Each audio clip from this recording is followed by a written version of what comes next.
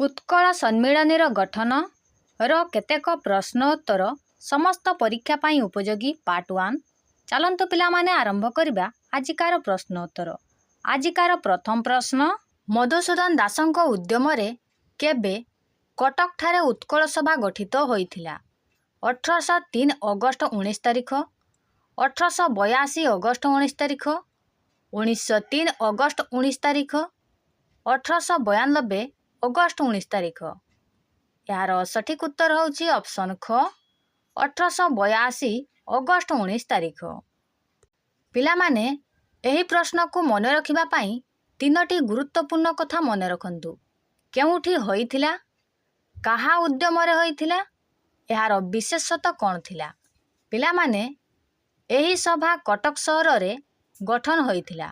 काहा उद्यम रे होइथिला ना आम ओडिशार कुलवृद्ध मधुसूदन दासंक चेष्टा रे यह प्रतिष्ठा होइथिला। एवं यार विशेषता होउची यह ओडिशार सर्वप्रथम सुसंगठित राजनैतिक अनुष्ठान थिला जहा ओडिया अंचल को एकाठी करबा पाई काम करुथिला। यार परवर्ती प्रश्न, उत्कल सभार प्रथम सभापति किए थिले? चौधरी काशीनाथ दास, गौरीशंकर राय, मधुसूदन दास, श्यामसुंदर राजगुरु। यार सठिक उत्तर होउची ऑप्शन क चौधरी काशीनाथ दास। परवर्ती प्रश्न, केउ मसियारे गंजाम रो ओडिया माने गंजाम जातीय समिति गठन करथिले? 1901, 1902, 1903, 1905। यार सठिक उत्तर होउची ऑप्शन ग 1903 मसियारे। पिला माने एही प्रश्न को मने रखिबा पाई तीनोटी सहज कथा जानी रखंतु। केउठी होइथिला, उद्देश्य कौन थिला एवं मधुबाबुंकर प्रेरणा कौन थिला? केउठी होइथिला ना एहा गंजाम जिल्लार चिलिका ह्रद निकटरे थिबा रंभा ठारे ओडिया माने एकाठी होई एही समिति गठन करथिले। एहार उद्देश्य कौन थिला? एहार उद्देश्य थिला ओडिशार विच्छिन्न अंचल गुड़िकु अन्य शासन कबलरू रक्षा करबा एवं ओडिया भाषार सुरक्षा पाई यह तैयारी होइथिला। एवं मधुबाबुंक प्रेरणा थिला एही गंजाम जातीय सभार विराट जनसमावेश को देखिबा परे ही मधुसूदन दास समग्र ओडिशा पाई उत्कल सम्मेलनी गठन करने को प्रेरणा पाइथिले। परवर्ती प्रश्न, 1903 एप्रिल रे अनुष्ठित गंजाम जातीय सभार प्रथम बैठक रे किए सभापतित्व करथिले? मधुसूदन दास, राधानाथ राय, श्यामसुंदर राजगुरु, गौरीशंकर राय। यार सठिक उत्तर होउची ऑप्शन ग श्यामसुंदर राजगुरु। पिला माने 1903 मसिया एप्रिल मासरे ब्रह्मपुर सहर रे गंजाम जातीय सभार प्रथम बड़ मीटिंग बा बैठक बसिथिला। एही मीटिंग रे ओडिशार भिन्न भिन्न जगारू बहुत ओडिया नेता आसीथिले एवं एही सभार मुख्य बा सभापति होइथिले श्यामसुंदर राजगुरु। से समस्तंकु एकाठी करी ओडिया जागरणर काम आरंभ करथिले। परवर्ती प्रश्न, उत्कल सभार प्रथम संपादक किए थिले एवं एहार गुरुत्व कौन थिला? यार उत्तर उत्कल सभार प्रथम संपादक गौरीशंकर राय थिले। एही सभा ओडिशार सर्वप्रथम सुसंगठित राजनीतिक अनुष्ठान थिला जहा ओडिया भाषाभाषी अंचलर एकत्रीकरण पाई प्रारंभिक पदक्षेप नेइथिला। पिला माने 1882 मसियारे कटक रे जेतेबेले उत्कल सभा तैयारी हला सेतेबेले यार सबु काम बुझाबुझी करिबा पाई संपादक बा सेक्रेटरी होइथिले गौरीशंकर राय। आपण तांको उत्कल दीपिका पत्रिकार संपादक भावे मध्य जानिथिबे। ताहाले एही सभार गुरुत्व बा जरूरी कथा कौन थिला ना यह ओडिशार सबुठारु प्रथम सुसंगठित राजनैतिक अनुष्ठान थिला। अलगा अलगा जगार थिबा ओडिया मानंकु एकाठी करिबा एवं ओडिया लोकंक समस्या को इंग्रेज सरकारंक पाखरे पहुंचाइबा पाई एही सभा बहुत बड़ काम करथिला। तेणु मन रखंतु संपादक गौरीशंकर राय एवं यह ओडिशार प्रथम राजनैतिक सभा थिला। ପରବର୍ତ୍ତୀ ପ୍ରଶ୍ନ, ଗଞ୍ଜାମ ଜାତୀୟ ସମିତି ଗଠନର ମୁଖ୍ୟ ଉଦ୍ଦେଶ୍ୟ କ'ଣ ଥିଲା? ଏହାର ଉତ୍ତର, ଗଞ୍ଜାମ ଓ ଅନ୍ୟାନ୍ୟ ପଡ଼ୋଶୀ ବିଚ୍ଛିନ୍ନାଞ୍ଚଳ ତଥା ଓଡ଼ିଶାର ଅନ୍ୟାନ୍ୟ ଅଞ୍ଚଳକୁ ଅନ୍ୟ ଶାସନାଧୀନରେ ରକ୍ଷା କରିବା ଏବଂ ଓଡ଼ିଆ ହିତକର ସୁରକ୍ଷା ପାଇଁ ଏକ ସ୍ୱତନ୍ତ୍ର ଆନ୍ଦୋଳନ ତେଜିବା ଏହି ସମିତିର ମୁଖ୍ୟ ଉଦ୍ଦେଶ୍ୟ ଥିଲା। ପିଲାମାନେ, ସେତେବେଳେ ଆମ ଗଞ୍ଜାମ ଅଞ୍ଚଳଟି ମାନ୍ଦ୍ରାଜ ବା ମାଡ୍ରାସ ପ୍ରେସିଡେନ୍ସି ଅଧୀନରେ ଥିଲା। ସେଥିପାଇଁ ସେଠାରେ ଓଡ଼ିଆ ଭାଷା ଏବଂ ଓଡ଼ିଆ ଲୋକମାନଙ୍କୁ ବହୁତ ଅଣଦେଖା କରାଯାଉଥିଲା। ଏହି ସମିତି ଗଠନ ହେବାର ମୁଖ୍ୟ କାରଣ ବା ଉଦ୍ଦେଶ୍ୟ ଦୁଇଟି ଥିଲା। ପ୍ରଥମଟି ହେଉଛି ଗଞ୍ଜାମ ଏବଂ ତା ପାଖାପାଖି ଥିବା ସବୁ ଓଡ଼ିଆ ଅଞ୍ଚଳକୁ ଅଲଗା ଶାସନ କବଳରୁ ରକ୍ଷା କରିବା। ଦ୍ୱିତୀୟଟି ହେଉଛି ଓଡ଼ିଆ ଲୋକଙ୍କ ସ୍ୱାର୍ଥର ସୁରକ୍ଷା କରିବା ଏବଂ ସେମାନଙ୍କର ହକ୍ ପାଇଁ ଏକ ସ୍ୱତନ୍ତ୍ର ଆନ୍ଦୋଳନକୁ ଆଗକୁ ବଢ଼ାଇବା। ତେଣୁ ସହଜ କଥାରେ ମନେ ରଖନ୍ତୁ, ଅଲଗା ହୋଇ ରହିଥିବା ଓଡ଼ିଆ ଅଞ୍ଚଳକୁ ବଞ୍ଚାଇବା ଏବଂ ଓଡ଼ିଆ ଭାଷାର ସୁରକ୍ଷା କରିବା ହିଁ ଗଞ୍ଜାମ ଜାତୀୟ ସମିତିର ମୁଖ୍ୟ ଉଦ୍ଦେଶ୍ୟ ଥିଲା। ପରବର୍ତ୍ତୀ ପ୍ରଶ୍ନ, ଓଡ଼ିଶାର ଏକତ୍ରୀକରଣ ଓ ରାଜନୈତିକ ସଚେତନତା ଦିଗରେ ଉତ୍କଳ ସଭା ଏବଂ ଗଞ୍ଜାମ ଜାତୀୟ ସମିତିର ଭୂମିକା ଆଲୋଚନା କର। ଏହାର ଉତ୍ତର, ଉତ୍କଳ ସଭାର ପ୍ରତିଷ୍ଠା ଓଡ଼ିଆ ଭାଷାଭାଷୀ ଅଞ୍ଚଳଗୁଡ଼ିକର ଏକତ୍ରୀକରଣ ନିମନ୍ତେ ମଧୁସୂଦନ ଦାସଙ୍କ ପ୍ରେରଣାରେ 1882 ମସିହା ଅଗଷ୍ଟ 16 ତାରିଖରେ କଟକଠାରେ ଉତ୍କଳ ସଭା ଗଠିତ ହୋଇଥିଲା। ଏହାର ସଭାପତି ଚୌଧୁରୀ କାଶୀନାଥ ଦାସ ଓ ସମ୍ପାଦକ ଗୌରୀଶଙ୍କର ରାୟ ଥିଲେ। ଏହା ଓଡ଼ିଶାର ସର୍ବପ୍ରଥମ ସୁସଂଗଠିତ ରାଜନୈତିକ ଅନୁଷ୍ଠାନ ଥିଲା। କାର୍ଯ୍ୟକଳାପ, ଏହି ସଭାର ମୁଖ୍ୟ ଉଦ୍ଦେଶ୍ୟ ଥିଲା ସ୍ଥାନୀୟ ସ୍ୱାୟତ୍ତଶାସନ ଅନୁଷ୍ଠାନ ସୃଷ୍ଟି କରିବାରେ ସାହାଯ୍ୟ କରିବା ଓ ଜନକଲ୍ୟାଣ କାର୍ଯ୍ୟକୁ ପ୍ରୋତ୍ସାହିତ କରିବା। 1886 ମସିହାରେ କଲିକତାରେ ଅନୁଷ୍ଠିତ ଜାତୀୟ କଂଗ୍ରେସର ଦ୍ୱିତୀୟ ଅଧିବେଶନରେ ଉତ୍କଳ ସଭା ତରଫରୁ ମଧୁସୂଦନ ଦାସ ଓ ଅନ୍ୟ ନେତାମାନେ ଯୋଗ ଦେଇଥିଲେ। ଗଞ୍ଜାମ ଜାତୀୟ ସମିତି 1903 ମସିହାରେ ଗଞ୍ଜାମର ରମ୍ଭାଠାରେ ଓଡ଼ିଆମାନେ ଏକତ୍ରିତ ହୋଇ ଗଞ୍ଜାମ ଜାତୀୟ ସମିତି ଗଠନ କଲେ। ଏହାର ପ୍ରଥମ ବୈଠକ 1903 ଏପ୍ରିଲରେ ବ୍ରହ୍ମପୁରଠାରେ ଶ୍ୟାମସୁନ୍ଦର ରାଜଗୁରୁଙ୍କ ସଭାପତିତ୍ୱରେ ଅନୁଷ୍ଠିତ ହୋଇଥିଲା। ମଧୁବାବୁଙ୍କ ପ୍ରେରଣା, ଏହି ସଭାରେ ଓଡ଼ିଶା, ବଙ୍ଗ, କେନ୍ଦ୍ରୀୟ ପ୍ରଦେଶ ଓ ମାନ୍ଦ୍ରାଜ ପ୍ରେସିଡେନ୍ସିର ବହୁ ଓଡ଼ିଆ ପ୍ରତିନିଧି ଯୋଗ ଦେଇଥିଲେ।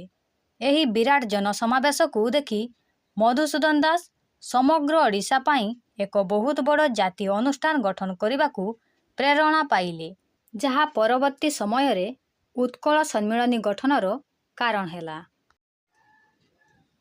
ପରବର୍ତ୍ତୀ ପ୍ରଶ୍ନ, 1903 ମସିହାରେ ମାନ୍ଦ୍ରାଜଠାରେ ଅନୁଷ୍ଠିତ ଜାତୀୟ କଂଗ୍ରେସ ଅଧିବେଶନରେ ଓଡ଼ିଶାରୁ କିଏ ଯୋଗ ଦେଇଥିଲେ? ଗୌରୀଶଙ୍କର ରାୟ, ମଧୁସୂଦନ ଦାସ, ଶ୍ରୀରାମଚନ୍ଦ୍ର ଭଞ୍ଜଦେଓ, ରାଜେନ୍ଦ୍ର ନାରାୟଣ ଭଞ୍ଜଦେଓ।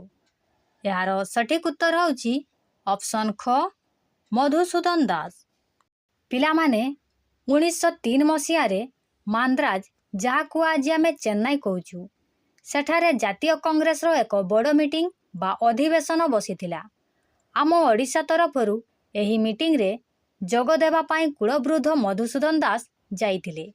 ସେ ସେଠାକୁ ଯାଇ କଂଗ୍ରେସର ବଡ଼ ବଡ଼ ନେତାମାନଙ୍କୁ କହିଲେ ଯେ ଆମ ଓଡ଼ିଆ ଭାଷାଭାଷୀ ଅଞ୍ଚଳଗୁଡ଼ିକ ଯେଉଁ ସବୁ ଅଲଗା ଅଲଗା ପ୍ରଦେଶରେ ବିଚ୍ଛିନ୍ନ ହୋଇ ରହିଛି, ତାକୁ ଏକାଠି କରିବା ପାଇଁ ଆମକୁ ସାହାଯ୍ୟ କରନ୍ତୁ।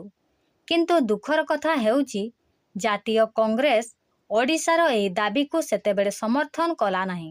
ସେଥିପାଇଁ ମଧୁବାବୁ ବହୁତ ନିରାଶ ହୋଇ ଓଡ଼ିଶା ଫେରିଆସିଲେ ଏବଂ ନିଜେ ଓଡ଼ିଶା ପାଇଁ ଏକ ସ୍ୱତନ୍ତ୍ର ଅନୁଷ୍ଠାନ ଗଢ଼ିବାକୁ ନିଷ୍ପତ୍ତି ନେଲେ, ଯାହା ପରବର୍ତ୍ତୀ ସମୟରେ ଉତ୍କଳ ସମ୍ମିଳନୀ ନାମରେ ଜଣାଗଲା। ତେଣୁ ପିଲାମାନେ ସହଜରେ ମନେ ରଖନ୍ତୁ, 1903 ମସିହା ମାନ୍ଦ୍ରାଜ କଂଗ୍ରେସ କମିଟି ଏବଂ ଓଡ଼ିଶାରୁ ଯାଇଥିଲେ ମଧୁସୂଦନ ଦାସ। ପରବର୍ତ୍ତୀ ପ୍ରଶ୍ନ, ଉତ୍କଳ ସମ୍ମିଳନୀର ମୁଖ୍ୟ ଲକ୍ଷ୍ୟ ବା ଆଭିମୁଖ୍ୟ କେତେଗୋଟି ଥିଲା? 2ଟି, 3ଟି, 4ଟି, 5ଟି? यार सठिक उत्तर होउची ऑप्शन ग 4टी। पिलामाने 1903 मसीहारे जेतेबेले मधुबाबूंको नेतृत्वरे उत्कल सम्मिलनी गठन हैला सेतेबेले ओडिशार उन्नति पाई 4टी मुख्य लक्ष्य रखा जाइथिला। चलंतु जानिबा सेही 4टी लक्ष्य कौन कौन थिला। प्रथमे होउची प्राकृतिक ओडिशार एकत्रीकरण अर्थात अलगा अलगा प्रदेश रे विच्छिन्न होई रहिथिबा सबु ओडिया अंचल को एकाठी करिबा। द्वितीय रे होउची ओडिशार समुदाय विकास। ओडिशार सबुआडे जेमिति पाठ पढ़ा एवं सबु प्रकार उन्नति होई पारिबो सेथिपाई चेष्टा करिबा। तृतीय रे होउची एक शासनाधीन करिबा। समग्र ओडिया भाषाभाषी अंचल को गोटिए सरकार बा गोटिए शासन अधीन को आनिबा। एवं चतुर्थ रे होउची ओडियांको स्वार्थर सुरक्षा। विच्छिन्न अंचल रे रहुतिबा ओडिया भाई भणी मानकर भाषा एवं सेमानंको अधिकार सुरक्षा करिबा। तेणु सहज कथारे मने रखंतु उत्कल सम्मेलनर मुख्य लक्ष्य थिला 4टी एवं एहार प्रधान काम थिला ओडिशा को एकाठी करिबा और ओडिया भाषा को बंचाइबा। परवर्ती प्रश्न उत्कल सम्मेलनीर सर्वमोट केतोटी अधिवेशन अनुष्ठित होइथिला। 12टी, 15टी, 17टी, 20टी। यार सठिक उत्तर होउची ऑप्शन ग 17टी। पिलामाने एही प्रश्नटी आपणको बोर्ड परीक्षा पाई बहुत गुरुत्वपूर्ण, तेणु याकू भल भावे बुझंतु। 1903 मसीहारे उत्कल सम्मेलनी गढ़ा हेबा परठारु ओडिशा को एक स्वतंत्र प्रदेश गढ़िबा पाई एहार सर्वमोट 17टी बड़ बैठक बा वार्षिक अधिवेशन बसिथिला। प्रथम बैठक 1903 मसीहा डिसेम्बर मासरे कटक सहर रे बसिथिला। एही सम्मेलनीर बैठक गुड़िक ओडिशार भिन्न भिन्न स्थान रे जेमितिकी पुरी, ब्रह्मपुर, संबलपुर एवं पारଳାଖେମୁଣ୍ଡି भली जगार प्रतिवर्ष अनुष्ठित हेउथिला। प्रत्येक बैठकर मुख्य उद्देश्य थिला सरकारन को ओडिया भाषाभाषी अंचल को एकाठी करिबा पाई बारंबार दाबी जणाइबा। तेणु मने रख उत्कल सम्मेलनीर सर्वमोट 17टी अधिवेशन होइथिला एवं एहार प्रथम अधिवेशन कटक रे बसिथिला। परवर्ती प्रश्न उत्कल सम्मेलनीर प्रथम अधिवेशन केबे ओ केउठारे बसिथिला। 1903 डिसेम्बर 30-31 कटक ठारे, 1903 एप्रिल 12 ब्रह्मपुर ठारे, 1904 जानुआरी 1 पुरी ठारे, 1905 अगस्त 19 बालेश्वर ठारे। यार सठिक उत्तर होउची ऑप्शन क 1903 डिसेम्बर 30-31 कटक ठारे। परवर्ती प्रश्न उत्कल सम्मेलनीर मुख्य 4 लक्ष्य कौन कौन थिला। यार उत्तर उत्कल सम्मेलनीर 4 मुख्य लक्ष्य थिला।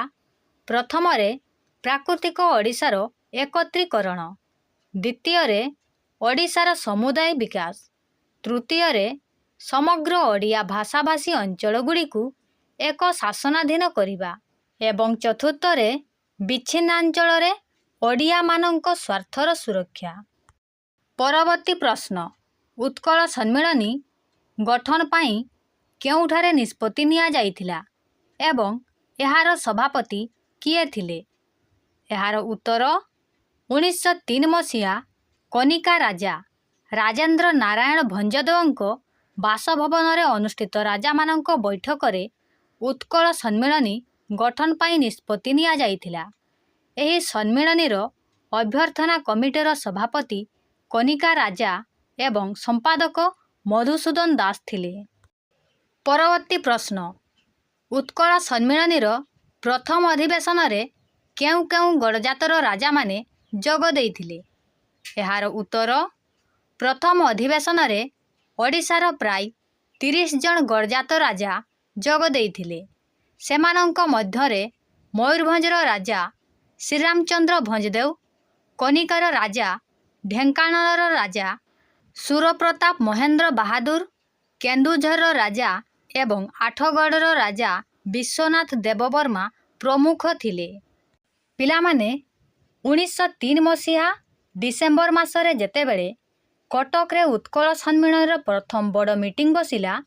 ସେତେବେଳେ ଓଡ଼ିଶାର ପ୍ରାୟ 30 ଜଣ ଗଡ଼ଜାତ ରାଜା ଏହି ମଞ୍ଚକୁ ଆସି ଓଡ଼ିଆମାନଙ୍କ ସହ ହାତ ମିଳାଇଥିଲେ। ମନେ ରଖିବ, ମୟୂରଭଞ୍ଜର ରାଜା ଶ୍ରୀରାମଚନ୍ଦ୍ର ଭଞ୍ଜଦେଓ ଏହି ସଭାର ମୁଖ୍ୟ ସଭାପତି ଥିଲେ। ପରବର୍ତ୍ତୀ ପ୍ରଶ୍ନ, ଉତ୍କଳ ସମ୍ମିଳନୀର ପ୍ରଥମ ଅଧିବେଶନର ବିଶେଷତ୍ୱ ଏବଂ ଏଥିରେ ଓଡ଼ିଆ ଜାଗରଣର ଭୂମିକା ଆଲୋଚନା କର। ଏହାର ଉତ୍ତର, ପ୍ରଥମ ଅଧିବେଶନର ସମୟ ସ୍ଥାନ। ଉତ୍କଳ ସମ୍ମିଳନୀର ଐତିହାସିକ ପ୍ରଥମ ଅଧିବେଶନ 1903 ମସିହା ଡିସେମ୍ବର 30 ଓ 31 ତାରିଖରେ କଟକଠାରେ ଅନୁଷ୍ଠିତ ହୋଇଥିଲା।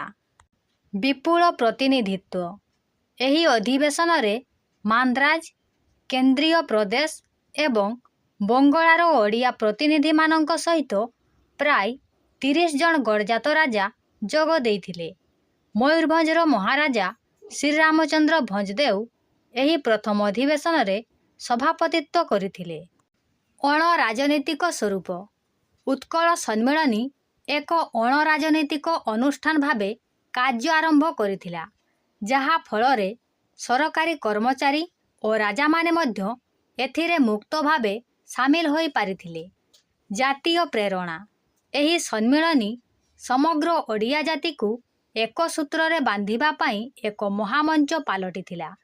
ଏହାର ସର୍ବମୋଟ 17ଟି ଅଧିବେଶନ ବସିଥିଲା ଏବଂ ପ୍ରତ୍ୟେକ ବୈଠକରେ ଓଡ଼ିଆ ଭାଷାଭାଷୀ ଅଞ୍ଚଳର ଏକତ୍ରୀକରଣ ପାଇଁ ସରକାରଙ୍କ ନିକଟରେ ଦୃଢ଼ ଦାବି ଉପସ୍ଥାପନ କରାଯାଉଥିଲା। ଆମ ଚ୍ୟାନେଲରେ ନୂଆ ଥିଲେ ଚ୍ୟାନେଲକୁ ସବସ୍କ୍ରାଇବ୍ କରି ନିଅନ୍ତୁ।